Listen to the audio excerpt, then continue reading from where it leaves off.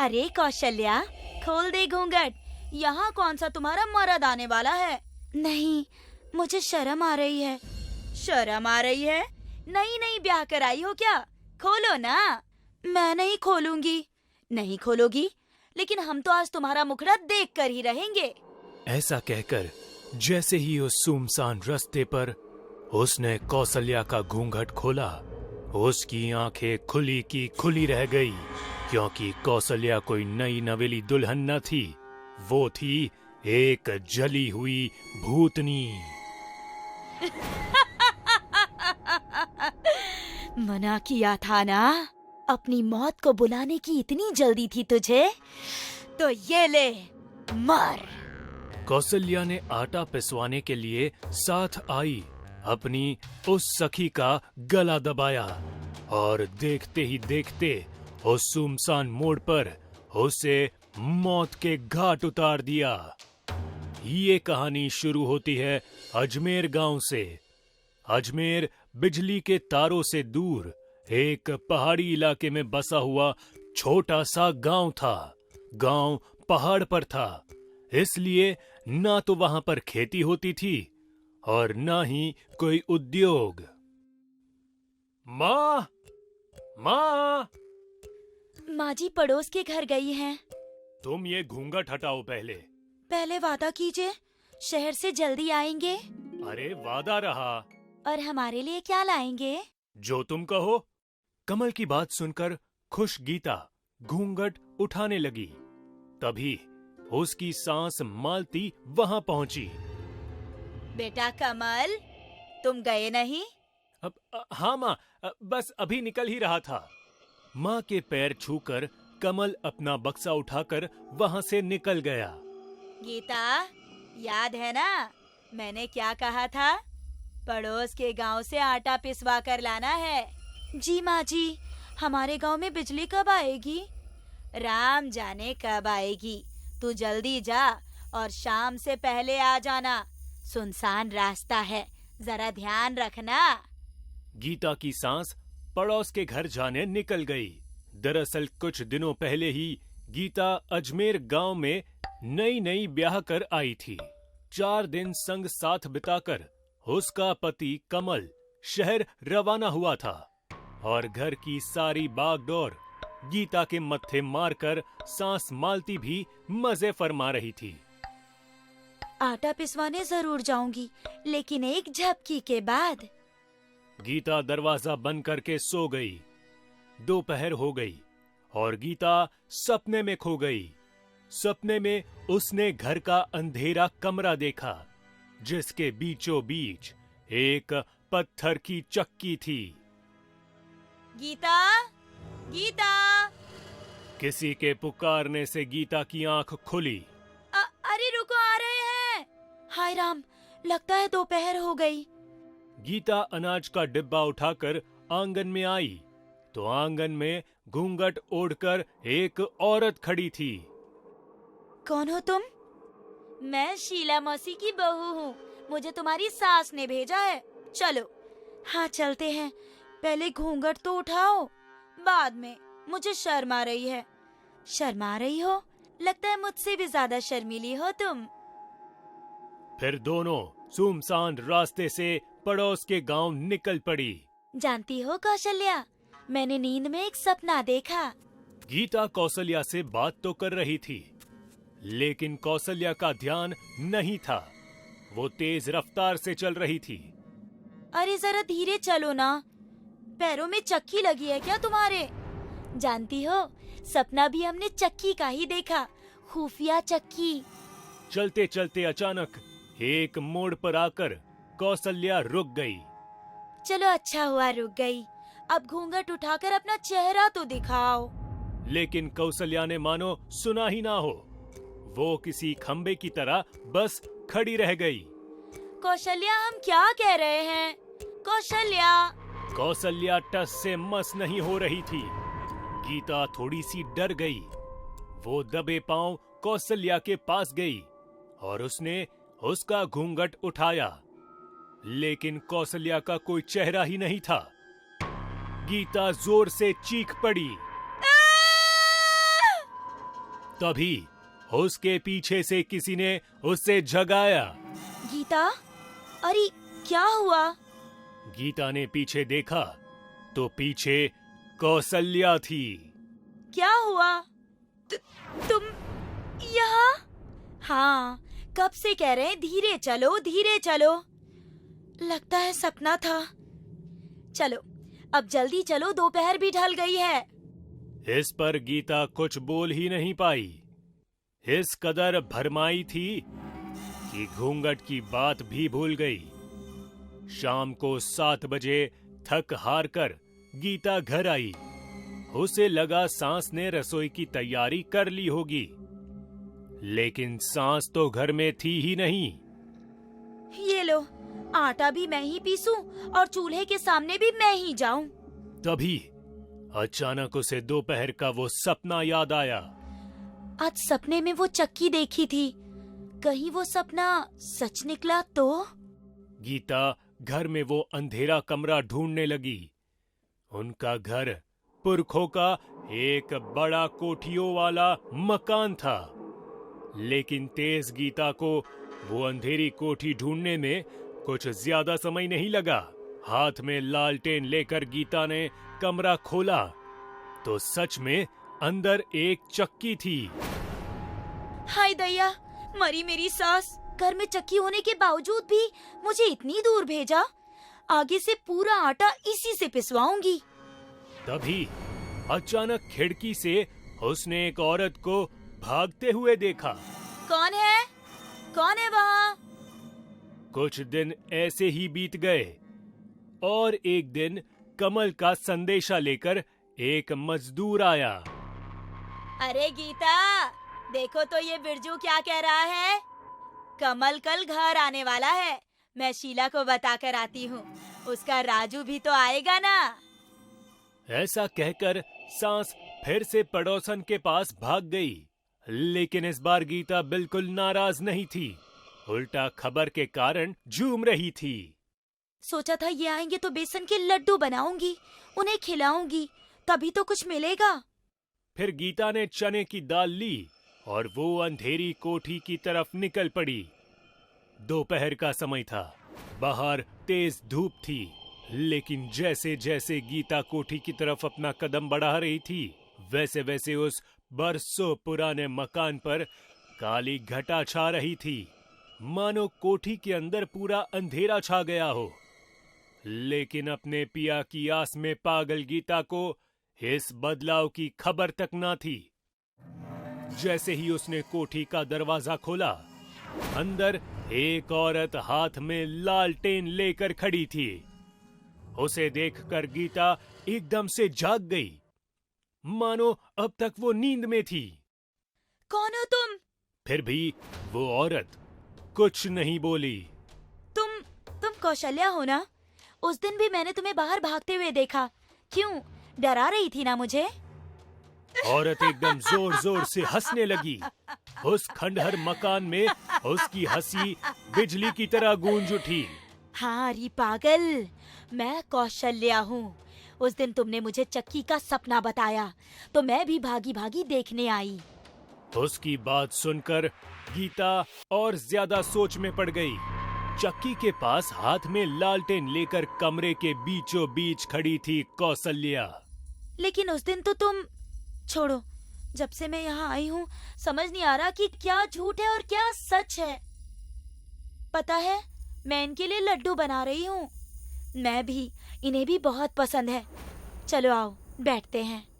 ऐसा कहकर दोनों भी चक्की के पास बैठ गई। गीता ने दाल डाली और चक्की घुमाई। अचानक चक्की से काली काली बड़ी बड़ी छिपकलियां निकलने लगी। यूं तो गीता छिपकली देखते ही चीखने वाली औरत थी, लेकिन कौशल्या ने गीता को अपनी बातों में ऐसे उलझा रखा था कि नीचे की तरफ उसका ध्यान बिल्कुल न था। वो दाल डाल रही थी तो चक्की से छिपकलियां निकल रही थी। हाय राम, इतना घना अंधेरा, इससे पहले तो कभी ऐसा ना हुआ। और अचानक मालती जोर से चिल्लाई, क्योंकि उसका पूरा घर छिपकलियों से भर गया था। वो फौरन घर के अंदर उस कोठी की तरफ भागी जहां गीता बैठी थी। मालती ने कमरे के अंदर का नजारा देखा तो उसकी रूह कांप उठी। गीता एक भयानक जली हुई भूतनी के पास बैठी थी और दोनों मिलकर छिपकलियां पीस रहे थे। हाय राम, ये क्या अघोर देख रही हूँ मैं। मालती वहां से सीधा पंडित के घर भागी। इधर गीता को भनक तक नहीं थी। कौसल्या ने उसे ऐसा वश में किया था कि वो छिपकलियां उठा उठा कर वापस चक्की में डाल रही थी। देख गीता, मैंने कभी किसी के सामने अपना घूंघट नहीं खोला, अपने पति के सामने भी नहीं। पहली तू है जिसके सामने मैंने अपना घूंघट सरकाया है। देख, मरने से पहले मेरा जला हुआ मुंह देख। मैंने देख लिया, अब मैं मरना चाहती हूँ। मारो मुझे, मैं मरना चाहती हूँ। गीता ऐसी बड़बड़ा रही थी मानो जैसे कि वो नींद में हो। तभी अचानक गीता उठी। कहाँ जा रही हो? दरवाजा बंद करके आती हूँ। ऐसा कहकर गीता उठी और दरवाजे के पास गई। जैसे ही दरवाजे के पास वो गई, मालती ने उसे बाहर खींच लिया।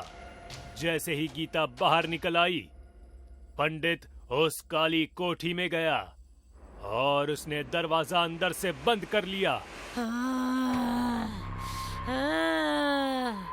पंडित! कौसल्या, मैं तुम्हें बाहर तलाश रहा था और तू मेरे गांव में डेरा डालकर बैठी है। नहीं छोड़ूंगी, किसी को नहीं छोड़ूंगी। ऐसा कहकर पंडित पर उसने छलांग मारी। पंडित सावधानी से हट गया और हाथ में भस्म लेकर उसने मंत्र पढ़े। मंत्रोच्चारण से धीरे धीरे कौसल्या का भूत वश में आने लगा। पंडित भस्म उस पर फेंकने ही वाला था कि तभी अचानक कौसल्या का भूत खिड़की से छलांग मारकर गायब हो गया। हाय राम, ये क्या हो गया?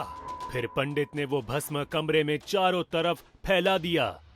पंडित बाहर आया। गीता, तुम ठीक तो हो? हाँ, मैं ठीक हूँ बाबा। कौन थी ये? ये वही है, कौसल्या, तुम्हारी सखी। मुझे तो इसने कहा था कि ये शीला मौसी की बहू है। अरे बहू, शीला की बहू तो कब से मायके गई है। मालती, कौसल्या पड़ोस के गांव की बहू है जो बहुत साल पहले जलकर मर गई थी। लेकिन क्यों? आवेश में आकर। बेचारी ने बड़े ही प्यार से मायके से चक्की लाई थी। उसकी सांस ने बाहर फेंक दी तो इस पागल ने आवेश में आकर खुद को ही जला डाला। तब से ये ऐसे ही भटक रही है। नई ब्याह कर आई बहू के घर चक्की रखाती है और फिर चक्की के साथ साथ पूरा खानदान पीस कर ही दम लेती है। वो कुछ भी हो, मेरे घर का खतरा तो टला ना बाबा। नहीं, खतरा अभी टला नहीं है। वो शातिर खिड़की से भाग गई, दोबारा आ भी सकती है। मैं सुबह आकर समस्या का समूल निवारण करूंगा। तुम आज रात हो सके तो शीला के घर सो जाना, लेकिन भूल कर भी ये दरवाजा मत खोलना। ऐसा कहकर पंडित जी ने दरवाजा बंद किया और कुंडी पर एक बंधन बांध दिया। चलो बहू, शीला के घर चलो, वहीं खाना खाकर सो जाएंगे। ऐसा कहकर मालती भी गीता को लेकर शीला के घर निकल गई। आधी रात हो चुकी थी।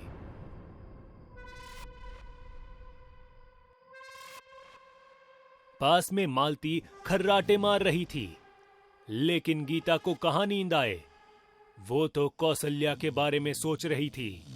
तभी उसे कमल की प्यारी सी आवाज सुनाई दी। गीता, अरे ओ गीता, देखो हम तुम्हारे लिए शहर से काल आए हैं। अरे, ये तो उनकी आवाज है। हाँ जी, आई। पति मिलन की आस में गीता बाहर भागी तो ठीक उसके ही आंगन में कमल बैठा था। ए जी, आप कब आए? आप तो कल आने वाले थे ना? ऐसा कहकर गीता कमल से लिपट गई। अरे हम जानत हैं हमारी लुगाई पर का बीती, इसलिए आखिरी गाड़ी पकड़ के आए। देखो हम तुम्हारे लिए का लेकर आए हैं। गीता ने देखा कमल के हाथ में चमचमाती पायल थी, जो उस घने अंधेरे में भी रोशन हो रही थी। यहाँ नहीं, अंदर चलिए। फिर क्या, गीता कमल के साथ अंदर उस कोठी तक चली गई जिस पर पंडित ने बंधन बांधा था। अब बस भी कीजिए, पहनाइए ना। हमने आपके लिए लड्डू बनाया है और आप पायल भी नहीं पहना रहे हैं। चल झूठी। अरे बाबा सच, ये देखिए, यहाँ इस कोठी में हमने दाल भी पीसी थी। ऐसा कहकर आवेश में गीता ने कोठी का दरवाजा धकेला तो पंडित का काम चलाओ बंधन भी टूट गया। गीता अंदर कमरे में गई और जैसे ही उसने पीछे देखा, ना तो कमल था ना कोई पायल। उसके सामने खड़ा था कौसल्या का जला हुआ भूत। गीता चिल्लाई, तभी पीछे से पंडित और मालती आ गए। मालती ने झट से गीता को पीछे खींच लिया। तू फिर से आ गया पंडित? मैं जानता था तू फिर आएगी, लेकिन मैं गया नहीं था, बस जाने का नाटक किया था। ऐसा कहकर पंडित ने एक तेजस्वी छुरा निकाला और कौसल्या का भूत कुछ समझ पाए उससे पहले ही उसके पेट में घुसा दिया। कौसल्या का भूत तड़पने लगा और देखते ही देखते उसने आग पकड़ ली। इस प्रकार कौसल्या का भूत पंडित की तप की आग में जलकर भस्म हुआ और गीता के घर से खुफिया चक्की का प्रकोप भी दूर हो गया। सुमित वजन कम करने के लिए रोज शाम को गार्डन में दौड़ने जाता था। वो जिस गार्डन में जाता था वहां ज्यादा लोग नहीं आते थे, पर फिर भी वो वहीं पर जाता था क्योंकि उसे उस गार्डन से कुछ अलग लगाव था। एक दिन उसे गार्डन में टहलते हुए देर हो गई और वो जब वहां से लौटने वाला था तब तक रात हो चुकी थी। जब सुमित गार्डन के बाहर जाने के लिए निकला तब उसकी नजर अचानक उस गार्डन के रखवाले पर पड़ी। वो रखवाला रात के समय पेड़ों को पानी दे रहा था। सुमित को ये बात बहुत अजीब लगी और वो रखवाले पर हंसने लगा। सुमित रखवाले के पास गया। अरे क्या हुआ भाई, पागल हो गए हो क्या? क्यों, क्या हुआ साहब, ऐसा क्यों बोल रहे हो? अरे तुम रात के समय पेड़ों को पानी क्यों दे रहे हो? पानी तो सुबह सुबह देना चाहिए, रात के समय पेड़ों को पानी नहीं दिया जाता। तुम सही कह रहे हो, पर ये पेड़ अलग है। ये पेड़ अंधेरे के पेड़ हैं। इन पर रात का आशीर्वाद है, या फिर यूं कहो कि काली रात का शाप है। इसलिए इन पेड़ों को रात के समय पानी देना पड़ता है। अरे भाई तुम डरा क्यों रहे हो यार? सीधे सीधे बोल देते कि सुबह देना भूल गया था इसलिए रात को दे रहा हूँ, तो भी मैं कुछ नहीं कहता तुमको। अरे ऐसा कहकर मैं झूठ बोल देता, पर मुझे झूठ बोलने की आज्ञा नहीं है और ये सच जानकर तुम डर रहे हो। मैं तुम्हें डरा नहीं रहा। रखवाले की बात सुनकर सुमित थोड़ा डर गया। उसे वो कुछ अजीब सा महसूस होने लगा। अब ठीक है, कोई बात नहीं, तुम अपना काम चालू रखो, मैं चलता हूँ। सुमित डर की वजह से भागता लड़खड़ाता हुआ गार्डन से चला गया और रखवाला फिर से पेड़ों को पानी देने लगा। अगले दिन सुमित सुबह के वक्त गार्डन में दौड़ने के लिए आया। उस वक्त भी गार्डन में कोई नहीं था, पर जब सुमित ने गार्डन में पैर रखा तो सामने का नजारा देखकर उसके होश उड़ गए। वो बुरी तरह से डर गया। गार्डन के सारे पेड़ एकदम खाली और मुरझाए हुए थे। पेड़ पर एक भी पत्ता नहीं बचा था, मानो जैसे अभी जलकर खाक हुए हो। गार्डन का वातावरण रात के समय से एकदम उल्टा था। ये सब कैसे हो गया? उस रखवाले ने रात को ही तो सभी पेड़ों को पानी दिया था, तो इतनी जल्दी ये सब कैसे हो गया? इतने कम समय में पेड़ के सारे पत्ते कैसे मुरझा सकते हैं? इन पेड़ों पर जले के निशान भी है, पर यहाँ आग लगी थी ऐसी कोई खबर नहीं आई। सुमित ने एक एक पेड़ के पास जाकर देखा, उनको छुआ भी, पर उसके समझ में कुछ नहीं आया। अचानक उसको याद आया कि यहाँ रखवाला भी रहता है। हाँ, उस रखवाले से पूछना पड़ेगा। उसे जरूर पता होगा कि ये सब किसने किया या फिर कैसे हुआ। चलो उसे ढूंढता हूँ। सुमित ने उस रखवाले को बहुत देर तक पूरे गार्डन में ढूंढा, पर उसे वो रखवाला कहीं भी नहीं मिला। वो डर कर वहां से भाग निकला। बहुत दिनों तक ऐसे ही चलता रहा। जब सुमित शाम को आता तो सारे पेड़ अच्छे और पत्तों से भरे हुए नजर आते थे, पर जैसे ही वो सुबह आता तो वो चित्र एकदम बदल जाता। उसने बहुत बार रखवाले को पूछने की कोशिश की, पर डर के मारे कभी हिम्मत नहीं हुई। एक दिन सुमित सुबह के वक्त गार्डन में आया। चारों तरफ शांति फैली हुई थी। गार्डन की हालत किसी रेगिस्तान जैसी थी, जहां बरसों से बारिश ना हुई हो। ऐसे लग रहा था कि गार्डन में कभी किसी ने पानी ही नहीं डाला। गार्डन के नजदीक पानी का पाइप पड़ा था। सुमित ने सारे पेड़ों को पानी देने का सोचा। उसने वो पाइप उठाया और वो पेड़ों को पानी देने लगा, पर अचानक पाइप से पानी की जगह खून निकलने लगा। जैसे ही सुमित ने खून निकलते देखा, उसके हाथ से पाइप छूट गया और वो डर के मारे यहाँ वहाँ भागने लगा। बचाओ, बचाओ! अरे पाइप से खून निकल रहा है, बचाओ! सुमित बहुत देर तक चिल्लाता रहा और उसकी आवाज ना रखवाले ने सुनी, ना किसी और ने सुनी। सुमित बिना कुछ सोचे समझे अपने घर चला गया।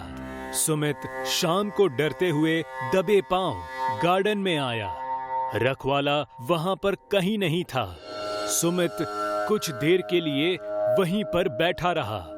धीरे धीरे अंधेरा होने लगा। जैसे ही सूरज डूबा, रखवाला अपने कमरे से बाहर निकला। रखवाले ने डरावनी नजरों से सुमित की तरफ देखा और बिना कुछ कहे पौधों को पानी देने लगा। सुमित चुपचाप रखवाले के पास जाकर खड़ा हो गया। उसने रखवाले से कुछ नहीं कहा। उसने पाइप से निकलने वाले पानी को ध्यान से देखा तो उसे पता चला कि वो पानी नहीं, खून ही था। बस रात के अंधेरे में वो दिखाई नहीं दे रहा था। सुनो, मुझे कुछ पूछना है तुमसे। मुझे पता है तुम क्या पूछने वाले हो। मैंने तुम्हें सुबह यहाँ देखा था। तुमने पेड़ों को पाइप से पानी देने की कोशिश की थी। बेकार कोशिश। और तुम यही जानना चाहते हो ना कि इस पाइप से खून कैसे निकला और मैं इन पेड़ों को खून क्यों दे रहा हूँ? हाँ, बिल्कुल। मैंने तुमसे पहले ही कहा था कि ये सब रात के पेड़ हैं, अंधेरे के। ये हमारे सामान्य पेड़ों से अलग हैं, इसीलिए इन्हें पानी नहीं, खून चाहिए होता है, और वो भी रात के समय। अब जाओ, मुझे अपना काम करने दो। पूरी रात और भी काम है मुझे। लेकिन ये सब क्यों और कैसे हो सकता है? वो मैं नहीं बता सकता। जाओ यहाँ से। सुमित रखवाले की बात सुनकर डर गया और गार्डन के बाहर चला गया, पर वो घर नहीं गया। वही गार्डन के कोने में खड़ा रहकर अंदर देख रहा था। उसे इन अजीब पेड़ों का राज और इस गार्डन की कहानी जाननी थी। रात बीतती गई। रखवाला सारे पेड़ों को खून देकर एक जगह पर बैठ गया। गार्डन का पूरा माहौल बिल्कुल शांत था, पर अचानक सारे पेड़ हिलने लगे। शांत माहौल को चीरते हुए उन पेड़ों की आवाज सुमित को परेशान करने लगी, पर वो फिर भी उन्हें ध्यान से देख रहा था। अचानक गार्डन के सारे पेड़ एक एक करके गायब होने लगे। सुमित वो सब देखकर डर रहा था, पर फिर भी उसने गार्डन की तरफ देखना नहीं छोड़ा। गार्डन के सारे पेड़ गायब होने के बाद हर एक पेड़ के नीचे एक आदमी की कब्र दिखाई देने लगी। थोड़ी देर बाद उन कब्रों से मरे हुए लोग बाहर आने लगे और अपना हाथ काटकर उसमें से जो खून निकल रहा था वो अपने कब्र पर डालने लगे, जहां पहले पेड़ खड़े थे। ये सब देखने के बाद सुमित की आंखें सफेद हो गई। उसको क्या करें ये समझ नहीं आया। अचानक सुमित की नजर रखवाले पर पड़ी। वो ये सब देखकर मुस्कुरा रहा था। सुमित हिम्मत करके फिर से गार्डन के अंदर आया और रखवाले के सामने जाकर खड़ा हो गया। तुम इस वक्त यहाँ क्या कर रहे हो? तुम्हें यहाँ नहीं होना चाहिए था। वो सब छोड़ो, ये सब क्या हो रहा है ये तुम मुझे बताओ अभी के अभी। अब तुमने सब देख ही लिया है तो तुम्हें सच बताने में कोई हर्ज नहीं है। ध्यान से सुनो, ये सब लोग जो तुम देख रहे हो ये सारे के सारे मरे हुए हैं। जिंदा रहकर इन्होंने एक बहुत बड़ा पाप किया था। इन्होंने बहुत सारे पेड़ों को काटा और उन्हें जलाकर राख कर दिया। इसलिए मरने के बाद भी इन्हें शांति नहीं मिली।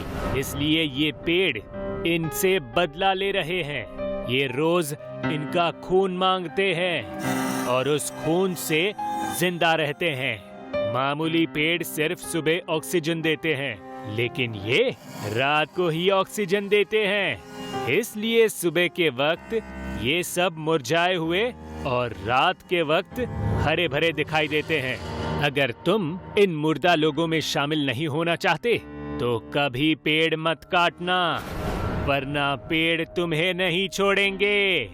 सुमित उस रखवाले की बात सुनकर इतना डर गया कि कभी उस गार्डन की तरफ लौटकर नहीं आया।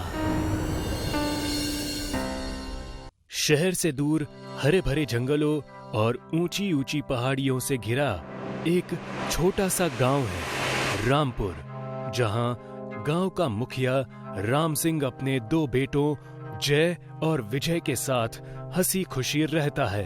लेकिन राम सिंह को अचानक बीमारियों ने घेर लिया। भाई विजय, पिताजी की तबीयत कुछ ज्यादा ही खराब होती जा रही है। तुम जल्दी से जाओ और डॉक्टरनी जी को बुला लाओ। मैं पिताजी के साथ ही रहता हूँ। ठीक है जय, मैं यूं गया और यूं आया।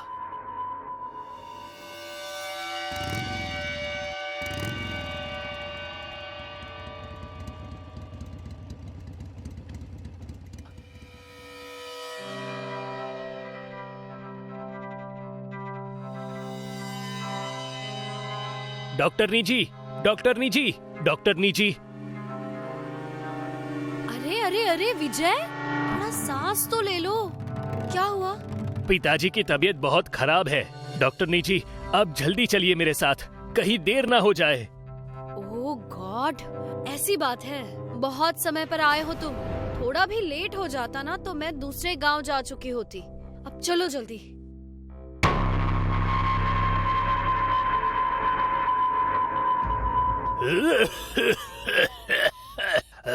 कितना समय बचा है मेरे पास बिटिया? अरे क्या मुखिया जी, ऐसी बातें बोलकर क्यों अपने बच्चों को डरा रहे हैं? क्यों बूढ़े से मजाक कर रही हो बिटिया? जाना तो जीवन का सबसे बड़ा सच है, इससे क्या बचना।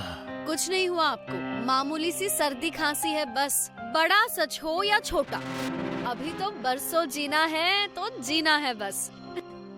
विजय, तुम ये 2 दवा ले आओ। एक डोज अभी दे देना सोने से पहले, दूसरा कल सुबह और तीसरा कल शाम को। वैसे फर्क तो पहले डोज में ही दिख जाएगा। डॉक्टरनी जी, सब ठीक हो जाएगा ना? अरे ये हो क्या गया है आप सबको? इतना नेगेटिव क्यों सोच रहे हो? भाई सच में इन्हें मामूली सर्दी खांसी है। विश्वास करो भाई, सब ठीक है। अब और कोई बात नहीं होगी। मैं चलती हूँ।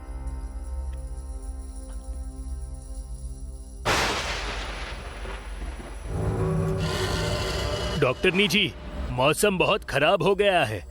ऐसे में आपका जाना सही नहीं होगा। मेरी मानिए, बारिश थमने तक आप यहीं रुक जाइए। जय, डॉक्टरनी जी को गेस्ट हाउस में ले जाओ। अरे लेकिन ऐसे कैसे? डॉक्टरनी जी, हमें कोई परेशानी नहीं होगी।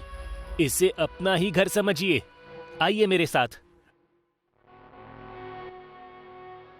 तुम डॉक्टरनी जी को इनका कमरा दिखाओ, तब तक मैं दवा ले आता हूँ। ये लोग बहुत ही भोले हैं, मगर ये नहीं जानते कि मुझे यहाँ रोक कर ये लोग अपनी मौत को दावत दे रहे हैं। अपने माथे पर परेशानी की कई लकीरें लिए डॉक्टरनी जय के पीछे पीछे गेस्ट हाउस में चली गई। वहीं विजय मेडिकल स्टोर से डॉक्टरनी की लिखी दवाई ले आया और उसने बताई गई डोज मुखिया जी को खिला दी। इसके बाद उस खराब मौसम वाली रात सभी लोग चादर तानकर सो गए। लेकिन रात के 12 बजते ही अचानक मुखिया जी की नींद खुल गई। डॉक्टरनी जी सही कहा था, दवा की एक ही खुराक ने मुझे अच्छा भला कर दिया है। शरीर टूटना भी बंद हो गया। थोड़ा पानी पी लेता हूं। अरे, ये आवाज कैसी? जय, विजय, अरे कमबख्त तो उठो, जल्दी उठो।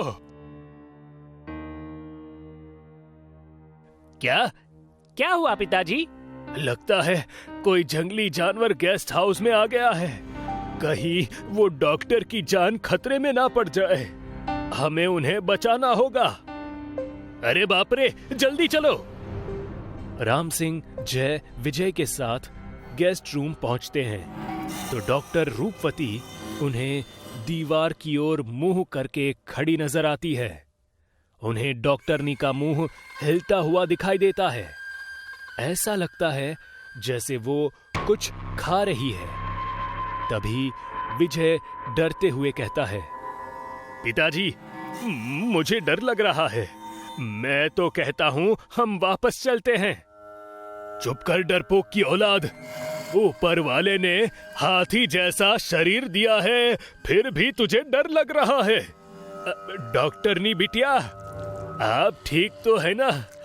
डॉक्टर बिटिया। ओ मेरी माँ, ये क्या है?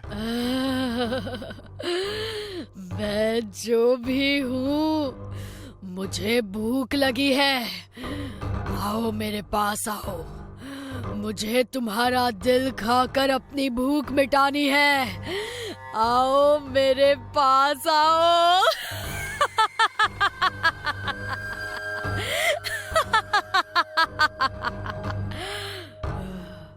अरे लंपटो, देख क्या रहे हो?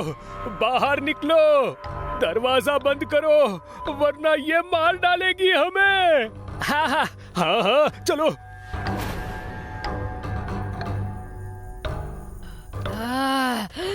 दरवाजा खोलो, दरवाजा खोलो।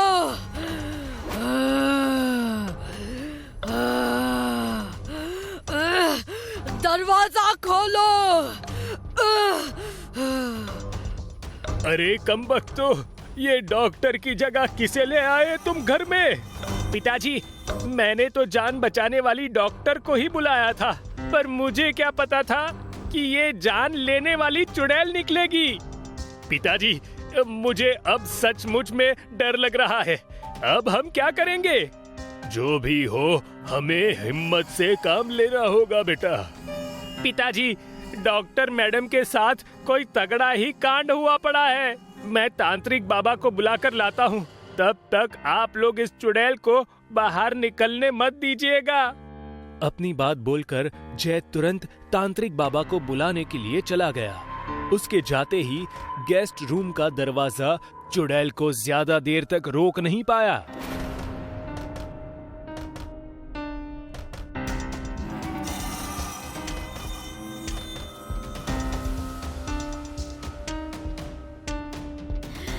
मेरी पकड़ में जो एक बार आ गया वो बच नहीं सकता मुखिया। भागो, कहाँ तक भागोगे? जहाँ तक भागोगे मैं भी वहीं तक आऊंगी।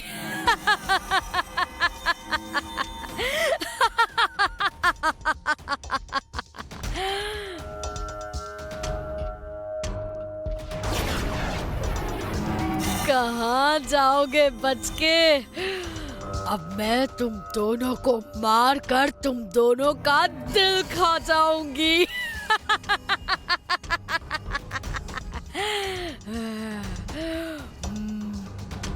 विजय! चुड़ैल विजय को पकड़कर मारने के लिए अपने दोनों हाथ आगे बढ़ाती है, लेकिन वो उसे पकड़ती उससे पहले उसके सर पर कोई मोटा डंडा मारता है, पर चुड़ैल को कुछ असर नहीं होता है। रुक जा चुड़ैल! क्या बात है, एक और शिकार! आज तो मेरी लॉटरी लग गई।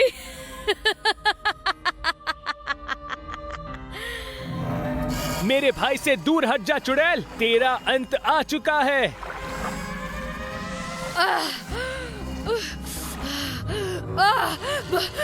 नहीं नहीं, बचाओ बचाओ बचाओ।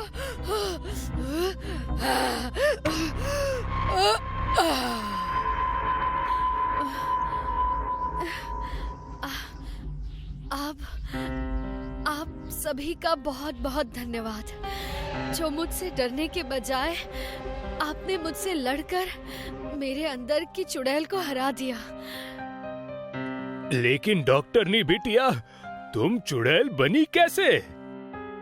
आज से 10 दिन पहले शाम को मैं कार से अपने घर लौट रही थी। तभी एक बरगद के पेड़ के नीचे मेरी कार खराब हो गई और उसी पेड़ पर एक चुड़ैल रहती थी। उसने मुझे अपने वश में कर लिया।